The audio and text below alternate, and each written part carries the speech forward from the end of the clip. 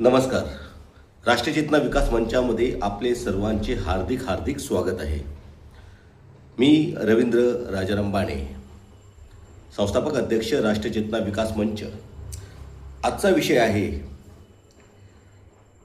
लोकशाहीचा डळमळता पाया आणि निवडणूक आयोगाने गमावलेली आपली विश्वासार्हता. या विषयावरती आजचा हा व्हिडिओ अधोरेखित आहे.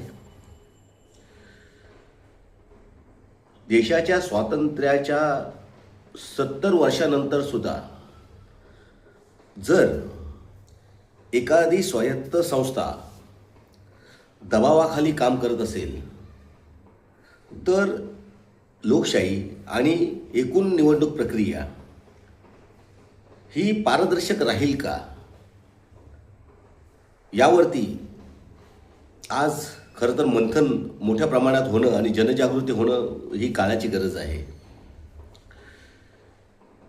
लोकसभेची निवडणूक असो या राज्यसभेची निवडणूक असो, ज्या पद्धतीमध्ये मतदार याद्यांमध्ये जे घोळ झालेले आहेत ते एकाच ठिकाणी नाही तर संपूर्ण राज्य, संपूर्ण देशात ह्या मोठ्या प्रमाणामध्ये हा भ्रष्टाचार झालेला आहे असं दिसून आलेलं आहे की एका घरावरती कुठे 300 कुठे 250 अशा पद्धतीने मतदार वाढवण्यात आलेले आहेत.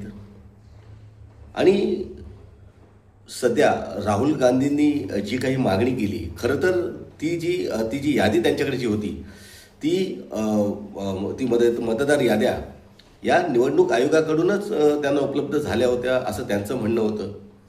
आणि त्याच्यामधून शॉर्टिंग करून 6 महिने त्यांचा अभ्यास करून त्याच्यामधून जे निष्कर्ष त्यांनी पुढे काढले, त्यांना असं आढळून आलं की त्याच्यामध्ये जर मतदार चुकीच्या पद्धतीने वाढलेले आहेत आणि संशय घेण्यास जागा आहे, तर त्यावरून त्यांनी निवडणूक आयोगाकडे जी साईट आहे त्यांच्याकडून ते सर्व डॉक्युमेंट्स मागवले.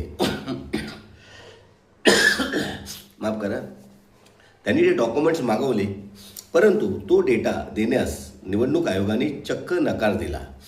खरं तर कुठल्याही नागरिकाला माहितीचा अधिकार आहे आणि एखाद्या घटनात्मक पदावर असलेल्या व्यक्तीने जर एखाद्या गोष्टीवर संशय व्यक्त केला आणि त्याला त्यात पारदर्शकता किंवा त्याच्यामध्ये नियमितता आढळली नाही, तर त्यांचा पूर्ण अधिकार आहे की त्या पद्धतीची माहिती, त्या विषयाची माहिती मागून घेणं, ते कागदपत्र मागवणं आणि अभ्यासपूर्ण